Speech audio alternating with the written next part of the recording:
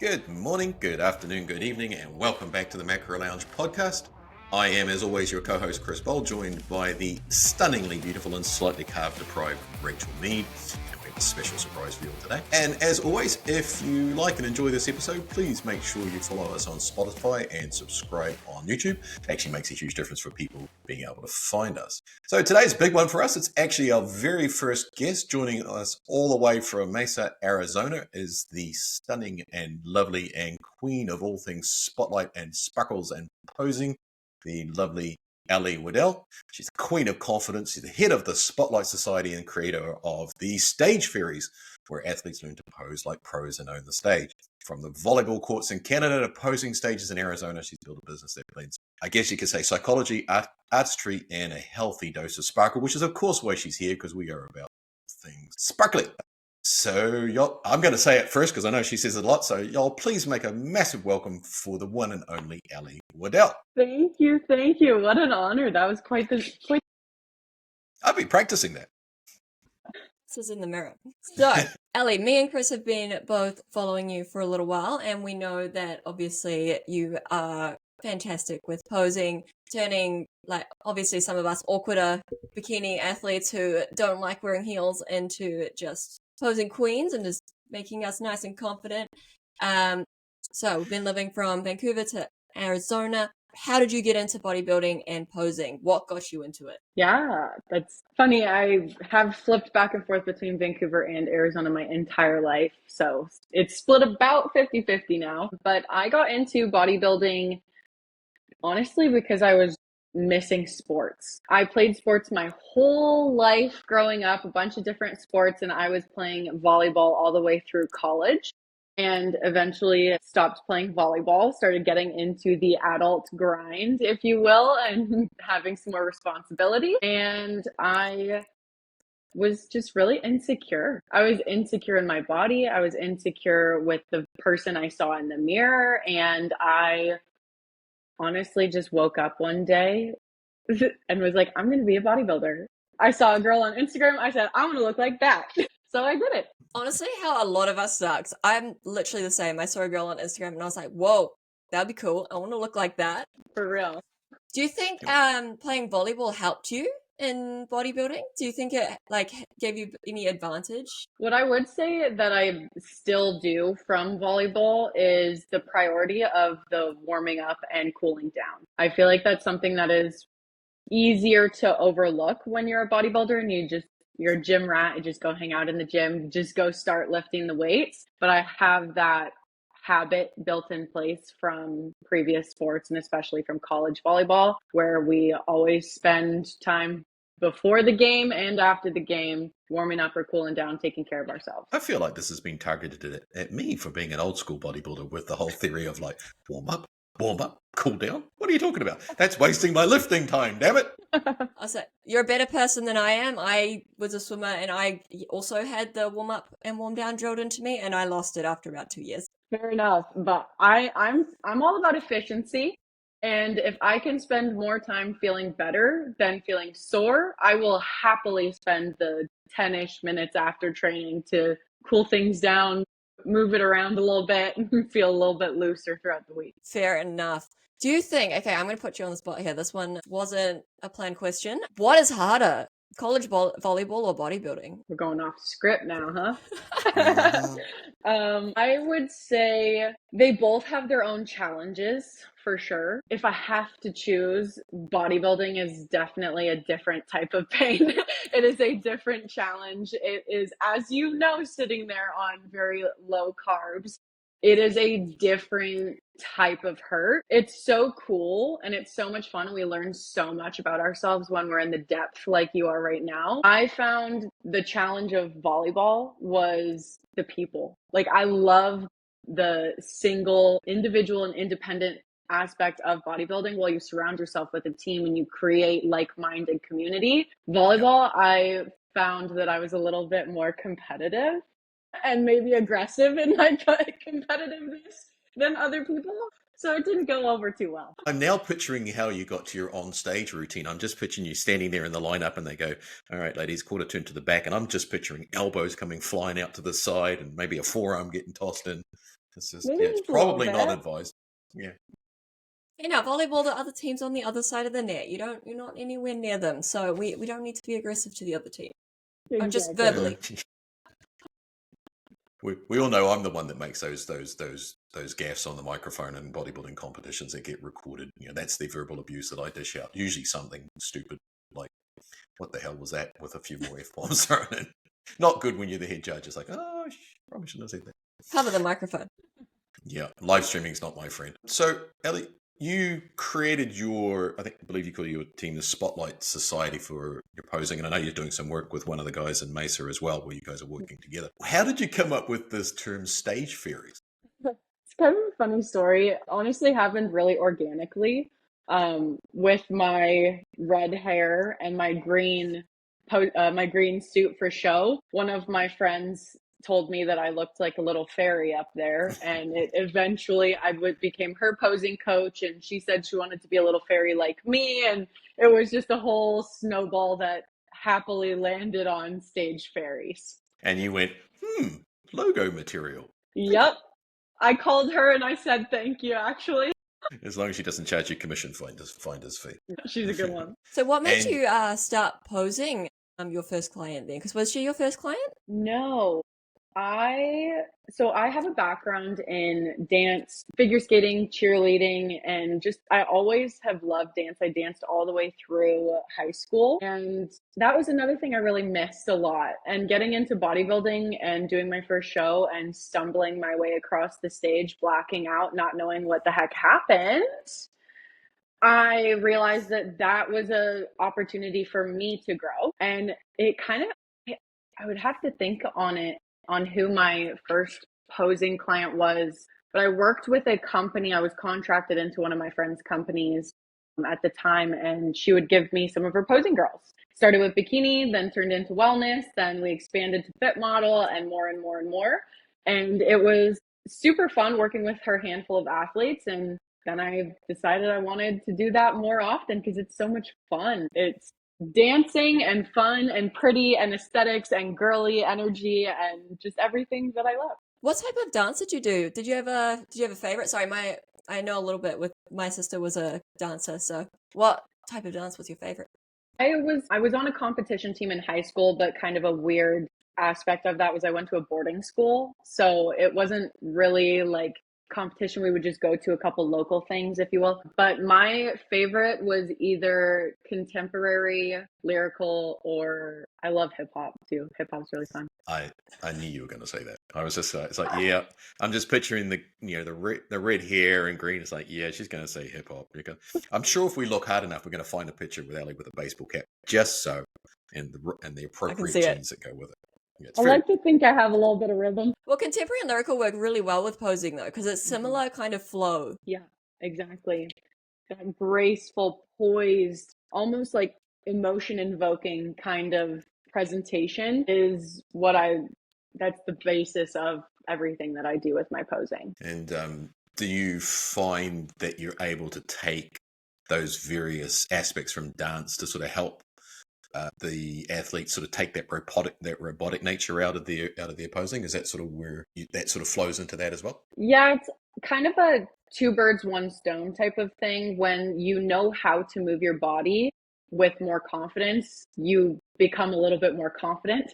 And as you are more confident just in who you are, and as you carry yourself and you start to see the shreds come in, we all start to get a little cocky, get a little ego when we see our muscles come out. And then you also know how to flow. It brings such a beautiful package to the stage. And that background, remembering how some of my teachers would teach me, and things like complete the movement through the limb. Like you want to finish it through your fingertips or through your toes and present to the back of the room. Those types of things have really set the stage, pun intended, for what I do now. So you also lead, you told me, the other day, you lead the onboarding for Impact Industries, which I think focuses on helping people step into leadership, not just to fake it. How does the mindset coaching tie into the way that you support not just your team athletes, but also athletes in general that come to you from outside your team? It's a great question, honestly. And I had no idea how much our mentality and our mindset played a role in how we approach the gym to begin with, how we approach our food next, and then if we end up taking it to the stage, how we end up getting to the stage and presenting on stage. The mindset aspect and some of the teachings that I've gone through with that, some of the education I've gained there, for example, NLP, it's neuro-linguistic programming, learning the language of the subconscious and seeing breathing patterns change or eye patterns change, and really seeing someone to more than just the surface. So for some of my girls, as Rachel and I both know, we get into the depths, and majority of us are just tanks. It's fine. I'm good. It's all fine. No worries. It's all, I'm going to make it through it. I'm almost there. I'm almost there. We have this way of talking ourselves through it. And it's so cool being able to have a conversation with some girls and be like, okay, but how are you really doing? Like, I know that that's not real. So how are we doing? Let's sit, let's talk about it. And that in itself, there are days I'll tell the girls, take your heels off. We're just sitting here. We're having a conversation today. And those things lift their spirits and remind them of their confidence and who they are, why they're doing this. And it kind of just grounds them, which is honestly such a blessing to be able to do. And I do that because I didn't have that. And that was something that I felt was lacking. Awesome. Do you find that there's quite a big overlap between that building the confidence, say, of like an entrepreneur through the psychological coaching and building a confident athlete as well? As you said, sometimes it's just a case of sitting down. You might have a posing session booked, but you can always, you can tell when you just look in somebody's eyes and go, you're not here today. So have you found that the skills that you've picked up from Impact yourself, because I understand you went through the program before you became part of it. How do you find that you'll be able to relay that onto the athletes as well?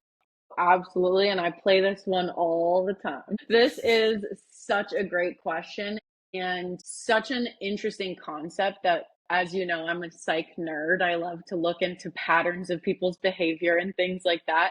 When it comes to entrepreneurship and bodybuilding, one thing that is consistent is you're going through an identity shift. In order to go from the average person to somebody who owns a business and builds a business, you have to go through an identity shift to become the person that can do those things. Same with bodybuilding. There's so many different highs and lows and challenges and wins and different things that we go through, but we always become a different version of ourselves by the end of it. Whether it's through business or through a prep, you learn so much by going through that chosen pain in this understanding that there is going to be glitz and glamour at the other end. So I guess, do you find, like, as you said, with bodybuilding, it's a lot about, there's a transition period from, growth season into prep and then into being on stage. Obviously, bodybuilders, they want to project this confidence, but a lot of them don't actually feel it.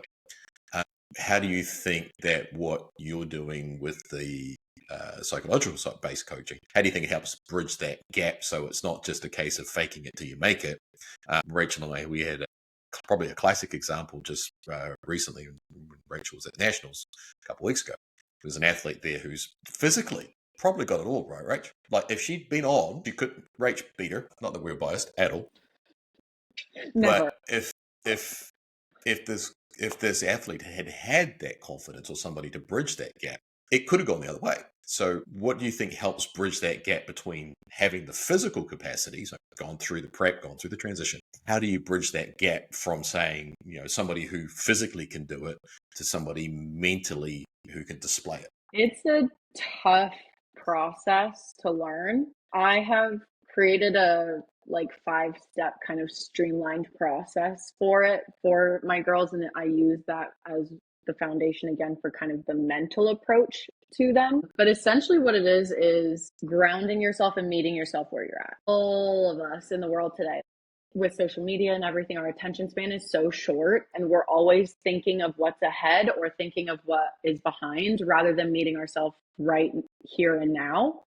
And when we are able to do that without our emotions making us biased and changing our perception of things, removing emotion and just looking at things objectively, seeing how far you've come and seeing how far you have to go, you start to understand that there is a process. There's different seasons of your life. There's seasons of entrepreneurship. There's seasons of being a bodybuilder and understanding what lessons we learn in each phase, removing the ones that aren't helping us anymore, and opening room to continue learning more and building more processes is great. But ultimately, when it comes down to how I say that in an easily digestible way, is think of yourself as a Russian doll. You know, the Russian dolls where there's the doll inside of the doll inside of the doll inside of the doll. You are the external visible doll right now. Every version that opens up inside of that is a different version of you from some season of your life. Your responsibility right now as the external version is to protect all of the versions within you.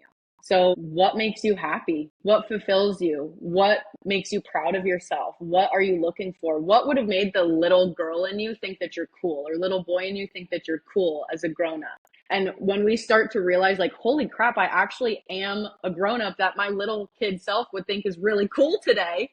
And we start to shrink all of those, like, whoa, whoa, whoa, whoa, whoa. You start to really see yourself in a totally different light. And bodybuilding is the super speed way of going through that, because you go from like a normal person to a absolutely shredded, peeled out of your mind version back to a normal person. And you go through all of the ebbs and flows in between.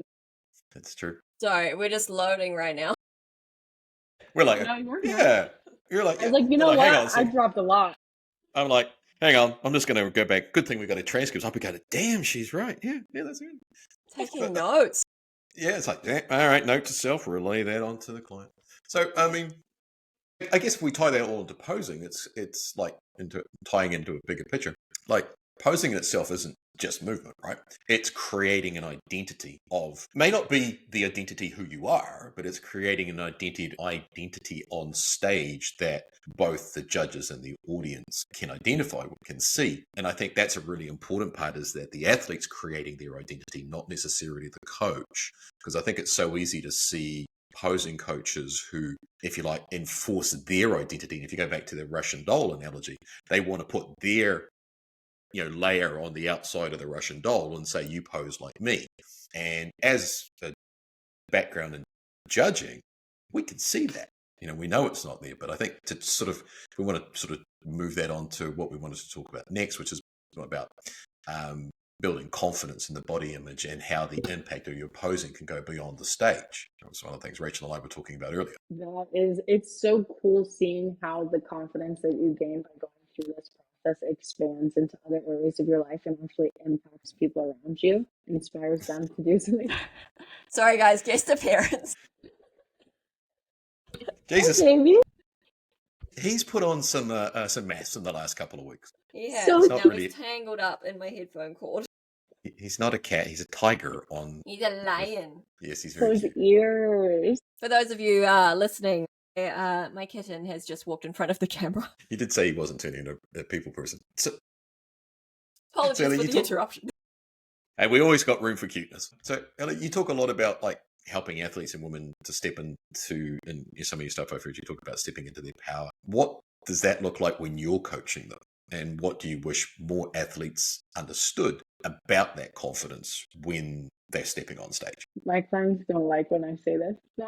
I say you have all the answers. I'm not going to be the one to sit here and it's the same thing as you can lead a horse to water, you can't make it drink. I can give you all of the cues to be a confident person. I can give you what it looks like, what it feels like, whatever. I can't make you do it. So you have all of the answers that you need. How can I be a mirror for them to show them that? That's my approach.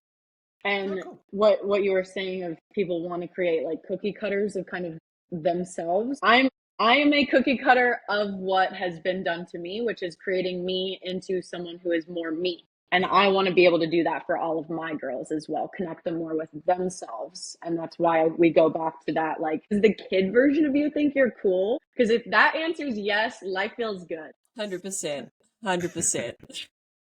I think the kid version of Rachel will just be going, sparkles, sparkles, sparkles, Absolutely. I need sparkles. Did you sparkle your swimming swimsuit, though? That would be my question. No, I have not. That would have affected the aerodynamics through the water, I would have thought. So, yes. Hydrodynamic? That's close enough. I don't know. I don't do swimming. I just pick up heavy stuff, put it down. It's not complicated. So you talk about like you, Ellie, that you're a product of what's been done to you. How do you help your stage fairies find their own signature posing style rather than literally you saying, thou must do this and turn this way and that way and yes. I go through it from a analytical standpoint first.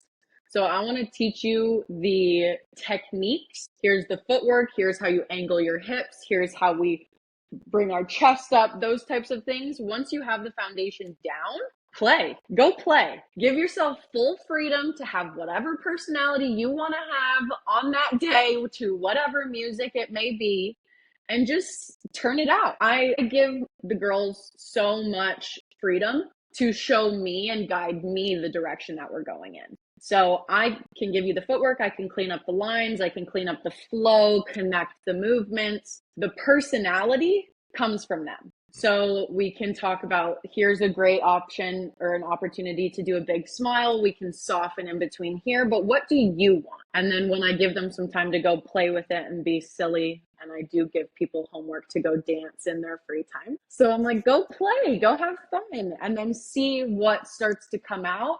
And whatever that is likely where we're going to go. Do you think that approach came from your background with dance? So, like, I know with dance, generally, like, there's your basic moves that you would learn, but then a lot of the time dancers will end up doing just their little own kind of free flow to just try and see, okay, what can we do next? Do you think that kind of might have come from that, or? Little interpretive moment, probably. Yeah, definitely. And I would say, too, with my experience with posing specifically, I had a few posing coaches, and I of course watch all the pros and study their routines like that's my job. Thank God it became my job. And I would play with it, right? I would play with it, and I would start to see how I made it more me instead of doing it just like them. And another like little nerdy note of me is I grew up like watching dance videos on YouTube and seeing how a group of people could do the same choreography, but it looks slightly different because of who was doing it. And that's how I know that I will never become that cookie cutter coach, because I ultimately, I help them build it, but it is such a collaboration of their energy with the technique that anybody can do that it's always going to look a little bit different. How often do you find yourself, I mean, I do this all the time when I'm watching shows, whether I'm there supporting an athlete or even judging, or I'm just watching it on, even as to the Olympia level, when you literally watch one of the athletes come on stage and they start posing, you just go, no. It's because is there a pose or a certain gesture, shall we say, that some girls do, and they get out on stage and you literally just go, what the This is looking like a yes. I'm taking that as a yes. So many. Mine's this one, and then the latest one was the hands behind the head like this and flicking the hair up like a freaking water fountain. Massive. And it's just like, what the hell are you doing? But that's just me. That is one for sure for me. If you watch my page there, I talk about it a decent amount. The like gas station balloon guys with the floppy arms. Do you have that? Like, it's this one flinging across. I love artistry of posing, and I think that when you get to the pros, there is a little bit more flexibility and room and time to have artistry. It depends if we're talking pros or amateurs. It also depends what federation we're talking. I have a personal bone to pick with OCB, where they allow any and all poses to happen. I'm seeing girls hit a double bi with their legs spread, and I can't handle it. It drives me crazy. But yes, the like throw of the hair, or like the really like, there's just, when it gets like a little grotesque, I'm like, there's ways to do it tastefully. Thank you very much. The butt swipe for a while was an interesting one. Yeah. But do you find there's like different styles between different federations? Yes, different federations, different continents, which I work within a lot of them. There are different mandatories. Therefore, there's a different flow. So if you have a different pose, you're trying to get from one pose to a different pose, the flow or the footwork or the arm movements may be a little bit different. So ultimately, yes, I do think that across the board, it's graceful, poised, confident, but in the details, yeah, it definitely changes. So slut drops are out. Please and thank you. That is not aimed at any competitor. I do not want to be having somebody text me in about this time stage next week saying, "Were you talking about me?" I'll be like, "No, not at all." Yep, I do that frequently, Ellie. I frequently plead the fifth. Unfortunately, it does not apply under New Zealand law, but I still take it anyway. You lived over here for a while. I know, that's why I can use it. I'm like, I'm going to plead the fifth. Yeah, it's There you go. That's my American accent comes out real thick when I have to do that. I'm like, suddenly I'm from California again. It's like, who knew? All right, I have another question. Back to it. So, because you said about with different mandatories having different flow, is it because I know obviously IFBB just has like your front and your back pose, whereas I work with ICN and that's quarter turns. Do you find that makes quite a bit of a difference having the quarter turns versus just the front and the back? Absolutely. And sorry, North America. But I would argue that ICN having the quarter turns, like you have to be a more well-rounded athlete in your symmetry, in your flow, in your mobility, your rotation to pose to both sides. Like, absolutely. Oh my god, posing on the bad side. I actually, even with NPC, IFBB, like even if we do not have to do that, I tell all of my girls to do that because just inherently as humans, we have imbalances anyways, but it's best to not try to worsen those things or create them if they don't already exist. So posing to both sides is one little extra that I make the girls do. Which is fantastic because, Chris wouldn't know, but you get a very, very sore back from doing the pose. Hey, I've demonstrated poses even to you and go, crap, that hurts. And my literal answer is, if it hurts, you're doing it properly. Yeah, I'm old and decrepit, so I have an excuse. Now throw on some heels for us, Chris. I have threatened to buy him some heels. Hey, I've seen the ones you wore at Nationals a couple of weeks ago. Those red ones, I could probably pull them off. So yeah, the ones I would get for you would be actually a little bit bigger. Yeah, I could see that. Oddly enough, I think this might happen at some stage, and I'm not really looking. Probably would. I'm thinking I'll put in like a little GoFundMe with the team, and just we'll all put together some funds to get you those shoes. Send me the link. I'm in on this too. Yeah, yay! Sign me up. I can't wait. Anyway, back to posing. One of the things I always find interesting, particularly in the NPC and the IFBB. And I think a lot of female athletes and men's physique in particular, it's what they don't realize is there is not a routine. In bikini, there's no routine. You know, it's become a routine, like people are taking longer with it. But the reality is, from a judging perspective, it's walk to the front, do your front pose, do your back pose, and that's where you're judged from. How do you find that? Like now I know they're cutting down, like they're getting quicker and quicker with the amount of time, like they're cutting out the whole T-walk and going straight to the line. How do you get the flow and the individuality across when the reality is now they're going back to saying, don't do all the fluffy stuff, just give us what we want? It's funny, I actually have your voice in my head pretty often while I'm coaching the girls from us talking about your judging experience. And I tell them often, the judges don't care. You may want it for the photo op, you may want to be on stage longer or whatever it may be, show your people more of you up there. They don't care. So I do separate it with individual routine. We have 30 seconds for bikini, less for fit model, whatever. It may vary depending on federation division.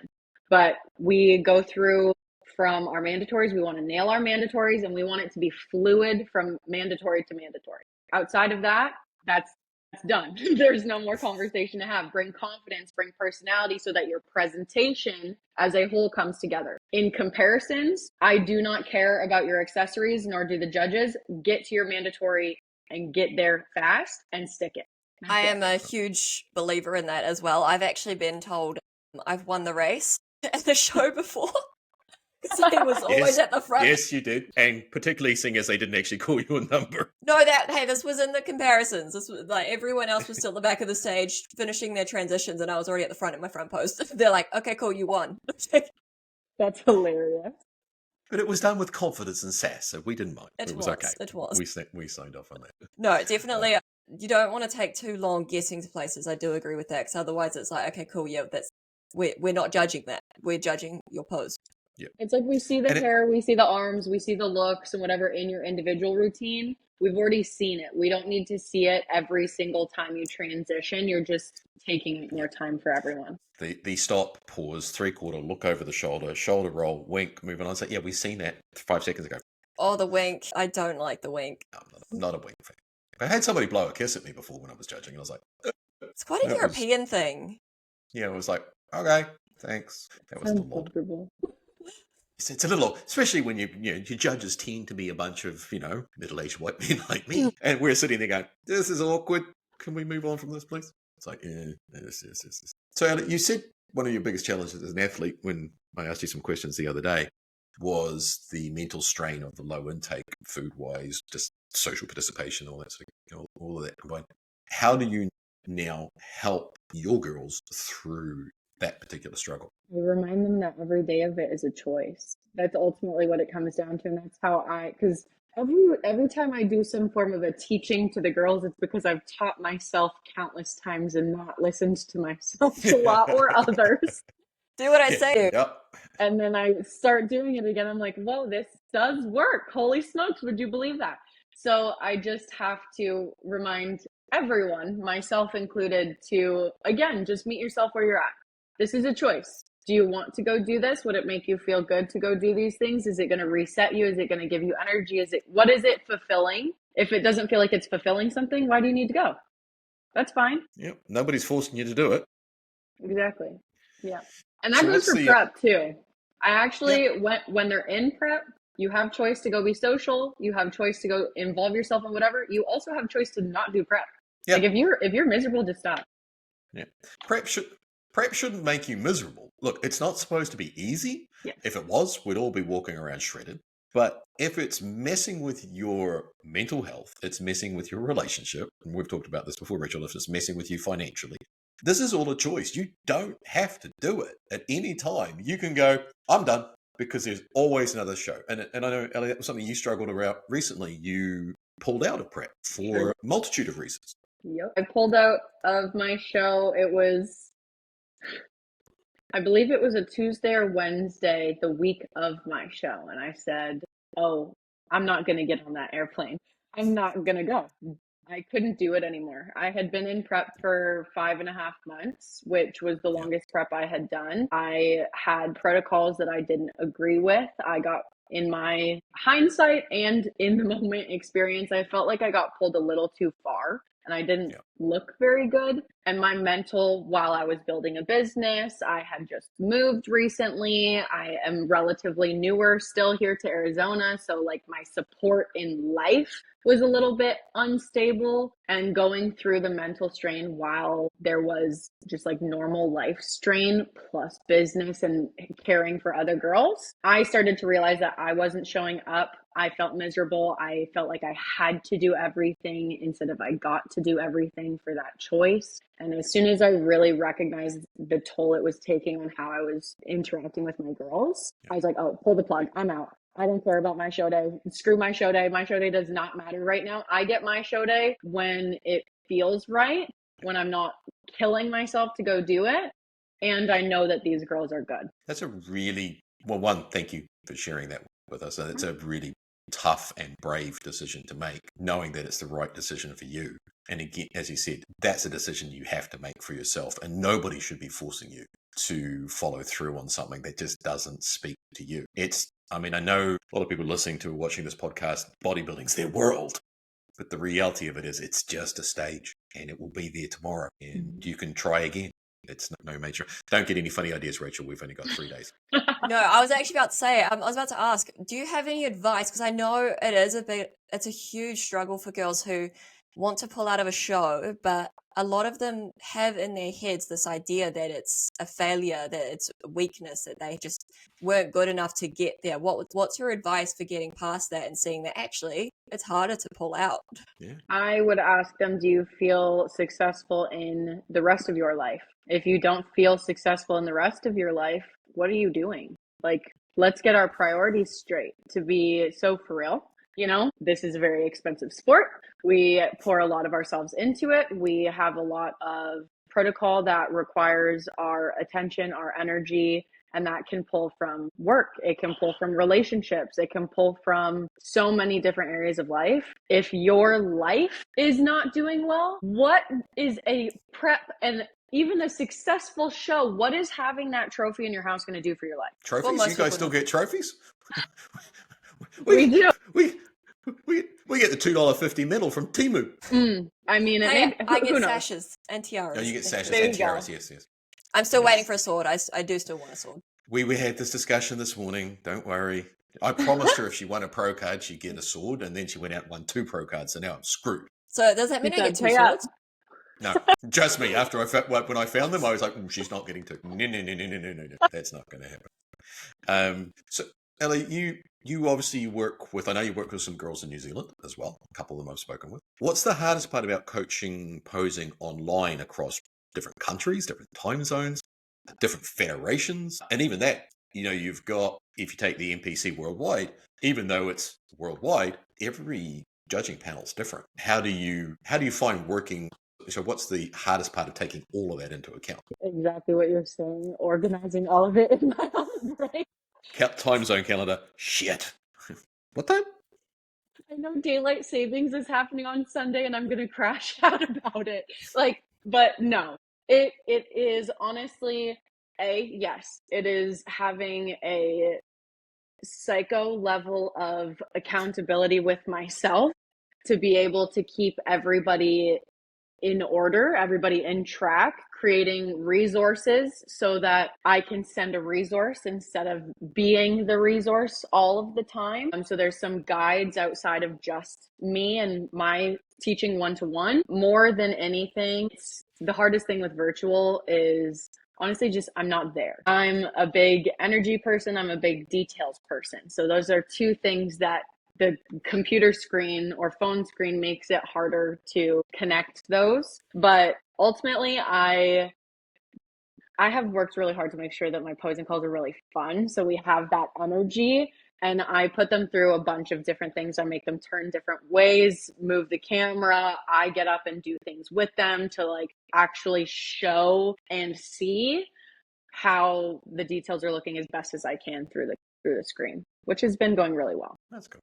Yeah. Awesome. Here's a tricky one for you. What's one Stage Fairy success story that still gives you goosebumps? Funny, it's actually, what are you determining as success story? What is the definition of success story for you? There isn't one. Okay. Something that was a success for you. Okay. If it's a success for me, it would be actually the girl who came up with the Stage Fairy thing.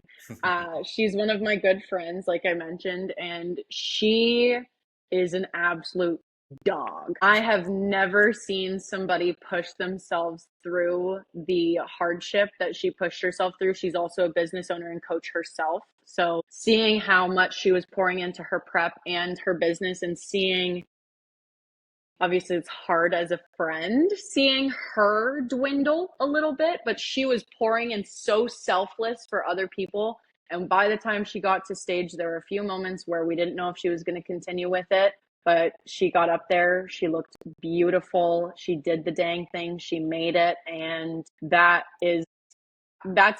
one story that could make me cry because it was shocking in a lot of ways. It's often, I think, as a coach, it's frequently less about the result and less about the placing, and it's more about the person. I struggle disconnecting myself from my team. You've heard me frequently say, Ellie, that I have my favorite problem child. Mm-hmm. And I have several of them. This is the original favorite problem child here. But I struggle to distance myself. Well, I would make a terrible therapist because I would just take everybody's problems on myself. And I would just want to go around and, causing people, havoc who, cause them problems. But I struggle with that distance and not taking their problems on myself, not taking their challenges on. So when I see that person succeed or fail, I often probably feel more success when I see them get past a perceived failure, whether that be something that's in prep or where they're starting from or where they're ending. Don't get me wrong, I enjoy the successes when they place where they were hoping to. The first thing I said to Rachel when she was on stage getting her pro card, I literally walked up and said, "Don't make me cry." And I was like, because that's just, I take that on as well. But I think when you see that athlete or that person who's become not just an athlete, but a friend and a family member, that when they have that moment where it means something to them, whether you see it on stage or you see it in prep, that sticks with you forever. And to me, that's the biggest success, not the color of the medal or the size of the pro card that they win. It's when you see them have that light go on the back of their eye that they're like done. They usually turn into a blubbering ball of a mess and go and find a corner to hide in so nobody can see. Relatable. Yep. He might not look it, but he's a big softie. Yeah, for some reason everybody's scared of me. I don't know why. I used to be scared of Chris. I used to think he was terrifying. That's true. She did. So anyway, back on topic. So on that note, though, Allie, I'm gonna be a bit naughty here. I'm gonna pick your brains. What is your advice to girls like me right now who are very low on carbs and energy, because you're a high energy person, to bring that energy to the stage? Yeah. She's gonna say the answer is carbs. Is eat more carbs. The honest truth is you just gotta lock in. Like, it is a different type of locking in, as we know, when we are empty, drained, don't know how we're gonna like wake up and stay awake for more than a few hours in the day, it feels like sometimes. But when we feel that, especially that week before show, what do you need? What do you need? Likely gotten to the point where you don't really have much more training to do and you're kind of just chilling, you're relaxing. So in your relaxation, what do you need? What would fulfill you that's not carbs, unfortunately, or going to the gym like all of us would love to do, but we can't do that right now?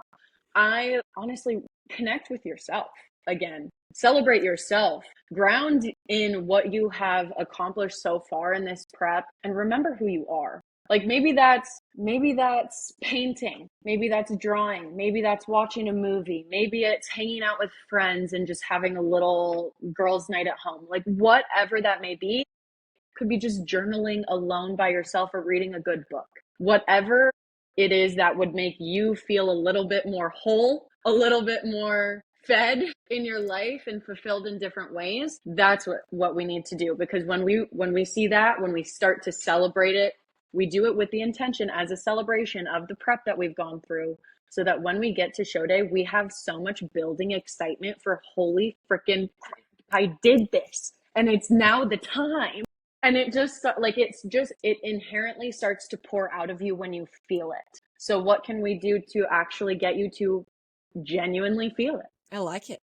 Then it's also good for like even, because you made a note back then. I was thinking like backstage, thinking about like how far you've come, remembering your why before you even get on stage. Because there is some girls who they are fantastic posers, but then just on the day they just don't quite bring that extra. They call it the sparkle, and you can see it behind their eyes that they just don't quite have the energy. So that's a good thing to also think about backstage. Is like think about how far you've come. Think about why are you doing this? What is this bringing to your life? And just like yes, yep, cool, I can bring it now.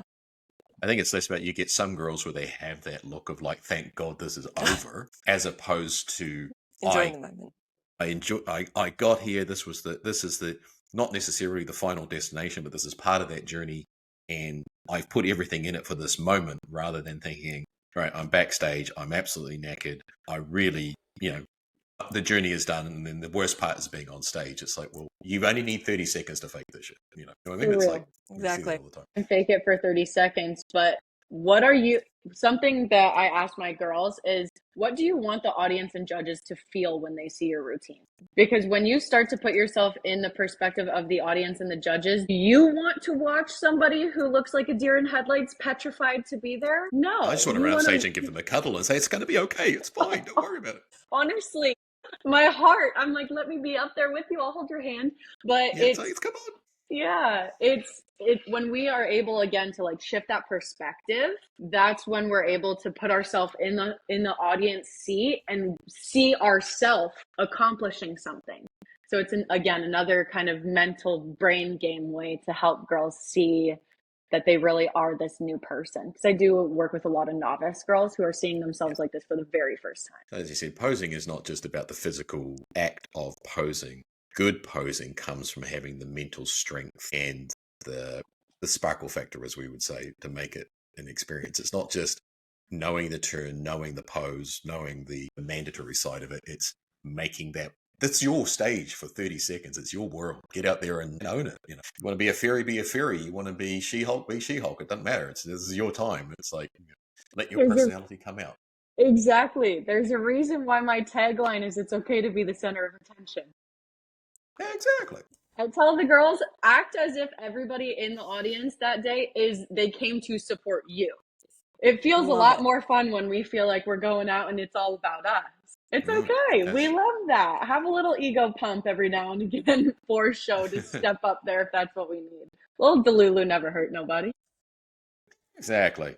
Legit, like the people who have the most confidence on stage, like even if it's completely like unfounded, like some people, like you can have people who are like, I'm going to say it, who are not good posers, but they are confident and you cannot fault them for that. Whereas if you are a fantastic poser and you have no confidence, it's like, it still is a little bit hard to watch. Whereas just confidence, it's like, even if they're a bad poser, you're like, yeah, okay, that's all good. She owned it. Yeah. So before we get in trouble for going on too long, we've got a couple of rapid fire questions for you, Allie. The first one, obviously, we have to ask, what is your favorite suit color? I think I know this favorite suit color, generally, I love a good red. I know that it's like basic, but if I were not a ginger, it's not basic. It is fiery. It is hot. It is like, it's so good. If I weren't a ginger and if I didn't think I would clash against myself so aggressively, I would absolutely be on stage in a red suit. Yeah, I would not be advising that one. I was going to say, I'm sorry, but as a redhead, you are required to wear green. Yes, exactly. Like, your options are limited. It's like, what? Green. I mean, you can wear like blues and purples, but like green and red hair is just, you can't beat it. It's a fairy. I feel like a little like garden fairy running out in nature. It's great. All right. What is the worst stage glam look you have ever seen? If you can think of one. When people, and I fear I did this, so guilty. It's me too. At my first show, because I did my own glam. So I also, alongside posing, I do glam for shows as well. And I, at my first show, did not know any better. And I matched my eyeshadow to my suit. And now whenever I see anybody do that, it grinds my gears and immediately, no. And I won't let any of my girls do it. If they book me for glam, I inform them of that stipulation. I will not do it. You can pay someone. Yeah, it's like, fair. See that person over there. I've done the same thing. My first show, my eyeshadow was blue. Yeah, it's not a good look. Yeah. Trust me, even as a judge, I could be sitting there wanting to go up with like a wet wipe or something. No, don't. No.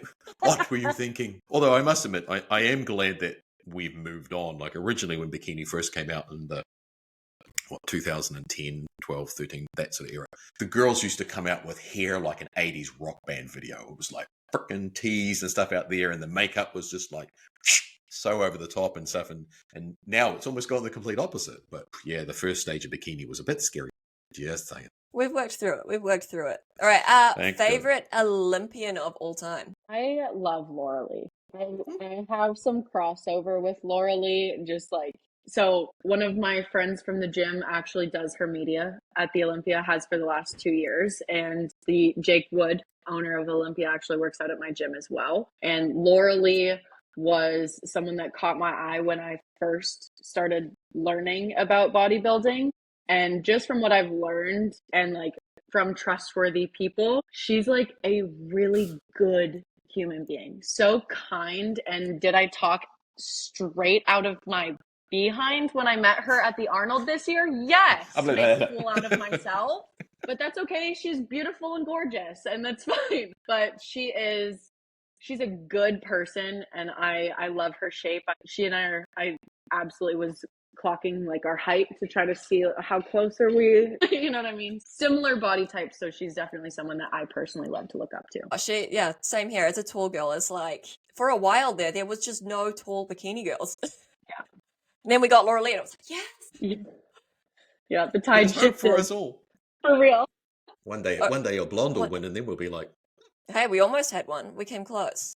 Almost. We had second place. Ashlyn looked gorgeous. She did. She looked stunning. She's done a lot of work to nail her look. Yeah. I was happy to see Marine win. She looked very gorgeous this year too. Her flow was stunning.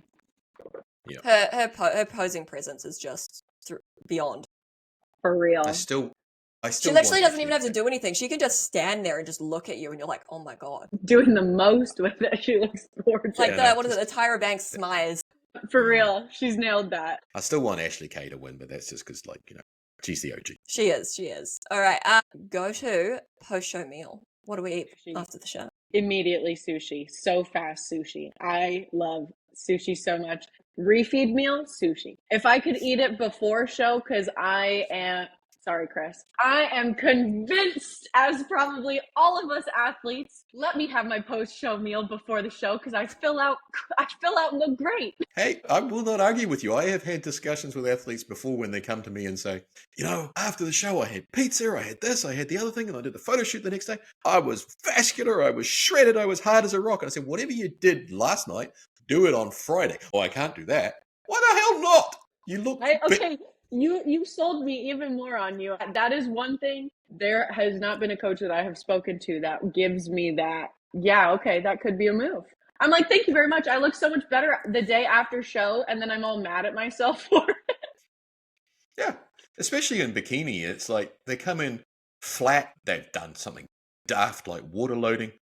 They've cut all the sodium and potassium, and they're just like, what? And they have no life. And then suddenly they have, obviously you've got to watch the amount of food because you don't want to have bloat and distension and stuff like that. And depending if you time it right, you know your body, you know how long it takes you to absorb the carbs and the sodium. And then the next day they do a photo shoot and they just look stunning. And you're like, So Chris, again. What does this mean for Friday night? Does this mean that we're going to go get burgers or sushi? Where would you put burgers, Rachel? You don't have internal organs at the moment. Your waist is like this. Where would it go? Have some fries. They can stand up like skinny in my stomach. We'll discuss this later. She's like, give her carbs for one day. Look, she's getting feisty already. God damn it. There's not many carbs, but okay. We kind of touched on this, so I'm gonna change it slightly. But is there a current posing trend that you wish would just die that we just need to get rid of? I did type the word retire, but die is much more effective. I mean, with some posing trends, it's like they do just need to die. They're not not retire; they just need to be gone and erased. Honestly, it's kind of tough depending on federation. I will speak strictly from NPC IFBB where I am in the States. It drives me off the freaking map when I see people look like they are trying to literally fly off stage. The gigantic arm movements that are just like taking over everything. It drives me absolutely crazy. That is one that I would love to just die off. And on stage, it's actually very annoying as well if you're standing next to someone doing that. 'Cause I have been hit a few times in comparisons. It's just, you've got people next to you. Yes. All right. But I agree. The hand flapping should be minimized, or just for like individual routines. Just for individual routines, that one drives me nuts. Yeah, honestly, I've had a few girls who do like the big arm flap to do the hair flick, and then I just get hit in the head, and I'm like,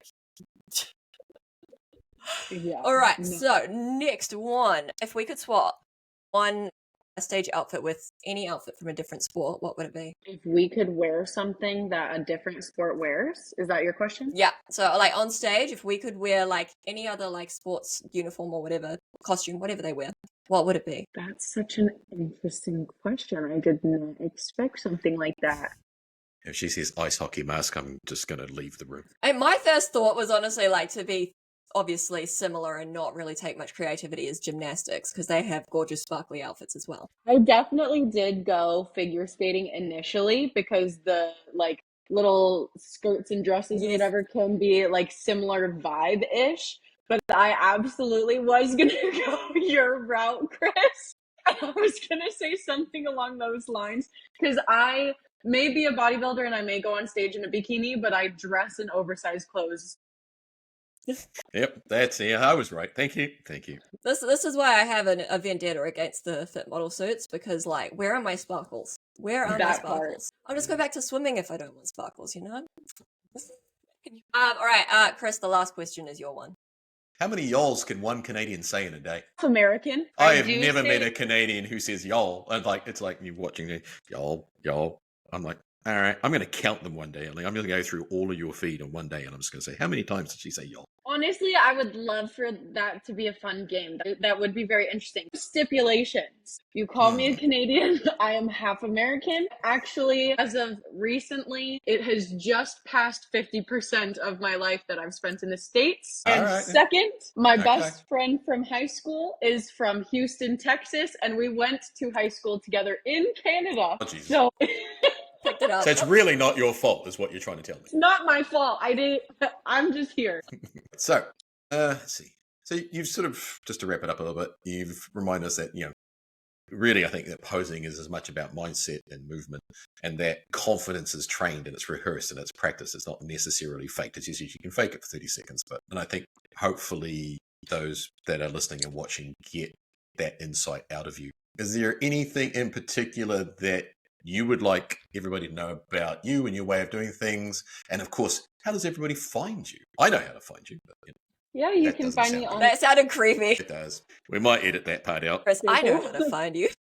This is connected. I know people who know people. Arizona's not that big. Yeah, you can find me at Allie Waddell, ALLIEWADDELL on Instagram. I am alliewaddell.pose on TikTok. I recently ungrounded myself from TikTok, so bear with me. I'm rebuilding over there. And what was the initial question? What was that? Sorry.